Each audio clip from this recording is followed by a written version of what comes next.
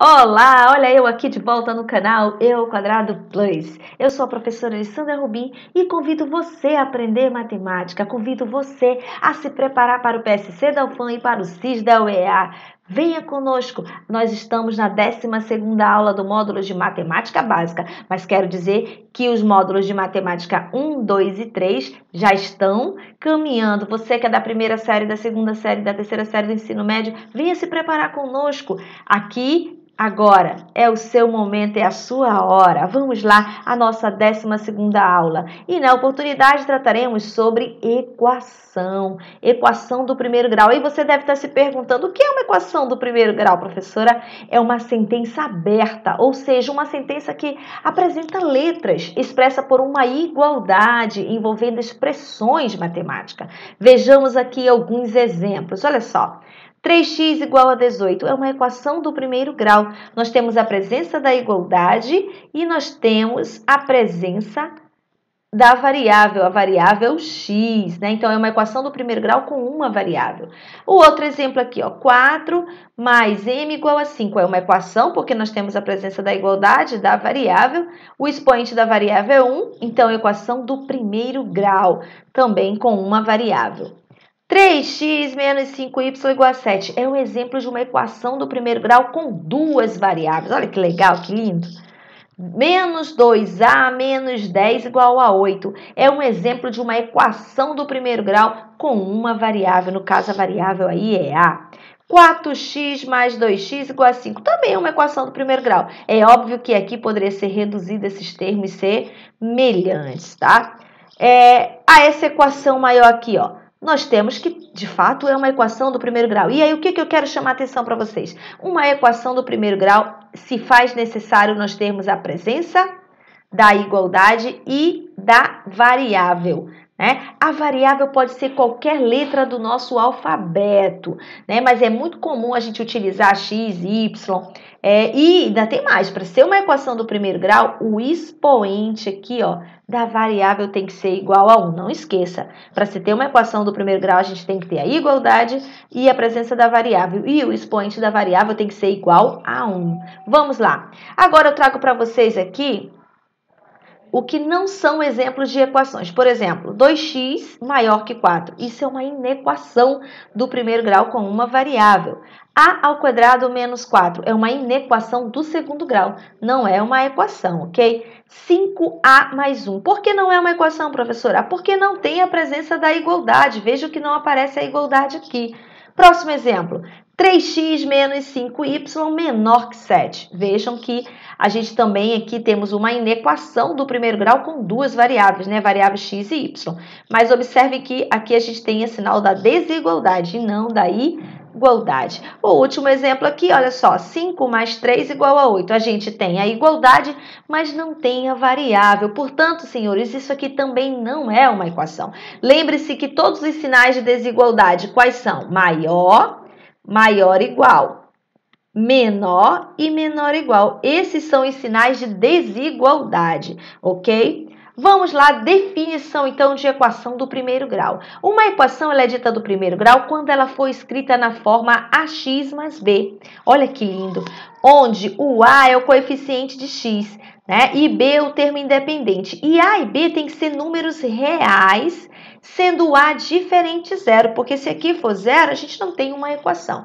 E uma outra coisa importantíssima que eu já falei para vocês e reafirmo agora. Para ser uma equação do primeiro grau, o expoente da variável tem que ser 1. Professor, e se o expoente fosse 2? Aí nós teríamos uma equação do segundo grau. E se o expoente for 3, professora? Do terceiro grau. E se o expoente for 4? Uma equação do quarto grau. A gente pode ter, então, uma equação de grau N, mas agora, exclusivamente nessa aula, nós vamos aprender a falar um pouquinho mais e conhecer as equações do primeiro grau e a sua solução. Mas antes de falar da solução, a gente precisa conhecer um conceito muito legal, que é o conceito de conjunto universo. O que é o conjunto universo? É o conjunto de todos os valores ao qual a variável pode assumir. e ele é simbolizado, esse conjunto universo, pela letra U. Mas nós temos também o conjunto verdade. O conjunto verdade é o conjunto de todos os valores de U atribuídos à variável que torna a equação verdadeira. E ele é dado pela letra V. O conjunto verdade ele também pode ser dito conjunto solução. Se for solução, a gente representa pela letra S. Observe o seguinte, a gente tem aqui um conjunto, eu vou chamar esse conjunto de universo, que ele é o todo. O conjunto solução ou verdade, ele vai estar contido no conjunto universo. Então, V está contido em U. Né? Imagine que você tem um problema e que ele te diga assim, olha, o teu conjunto universo é todo o conjunto dos números naturais. Então, quer dizer, você já sabe que o valor, a solução daquela tua equação é um número natural, é um número positivo. Você já sabe que o resultado, a raiz da tua equação não pode dar um número inteiro, um número negativo. Isso é muito legal, a gente vai trabalhar aqui. Fique ligado só. Mas antes eu quero trazer esse exemplo aqui que eu achei muito legal para vocês compreenderem o conceito de conjunto universo e conjunto verdade. Conjunto universo e conjunto verdade. Imagine o seguinte, olha só. Nós temos o Campeonato Brasileiro da Série A de 2020. Observe que o conjunto universo são todos os times que participaram do Campeonato Brasileiro de 2020. Esse é o nosso conjunto universo. Aí eu trago aqui para vocês todos os times, né? Todos os times que participaram desse campeonato em 2020. Então, esse é o conjunto universo. Vocês compreendem que o conjunto verdade ou conjunto solução é aquele time que ganhou, né, no caso, o Campeonato Brasileiro de 2020. Esse é o nosso conjunto solução ou verdade. Mas o universo é o todo, são todos os times que participam desse campeonato ou participaram do campeonato de 2020. Então, o conjunto verdade é o time vencedor do Campeonato Brasileiro da Série A, que no caso do ano passado, né, o campeonato do Campeonato Brasileiro foi aí o Flamengo. Mas esse aí é o nosso conjunto verdade ou conjunto solução. Raiz de uma equação. Gente, se for uma equação do primeiro grau, nós teremos apenas uma única raiz, tá? E aí, vejam só, raiz ou solução de uma equação é um número que, ao substituir a incógnita, torna a sentença o quê? Verdadeira, né? É o valor que a gente vai encontrar aqui para esse xzinho que torna a equação verdadeira. Então, nós vimos ali, ó, que toda equação do primeiro grau ela é escrita na forma ax mais b igual a zero. Então, aqui a gente tem uma animação, mas exatamente isso aqui, ó. Você quer encontrar o valor de x. Então, a gente vai passar o b para o segundo membro, ele vem com sinal trocado.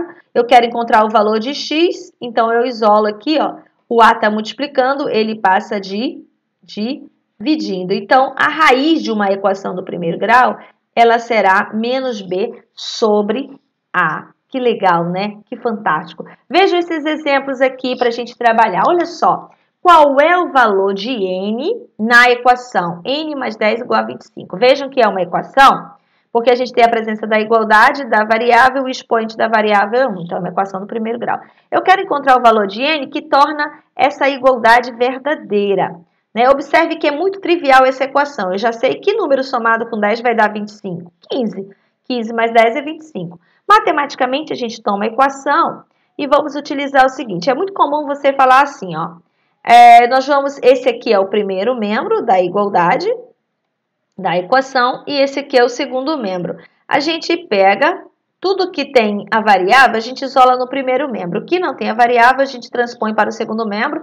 Sempre que há troca de termos de um membro para outro, também há troca de sinal, né? Mas o que está por trás disso é uma propriedade do conjunto dos números reais, que é chamada compatibilidade da ordem com a adição. O que eu observo? Eu posso somar, numa equação, eu posso somar os mesmos números dos dois lados, eu posso multiplicar, eu posso dividir, eu posso até extrair a raiz quadrada.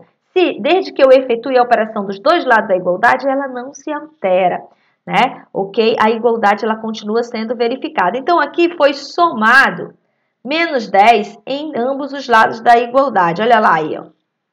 Eu estou usando a propriedade de compatibilidade da ordem com a adição.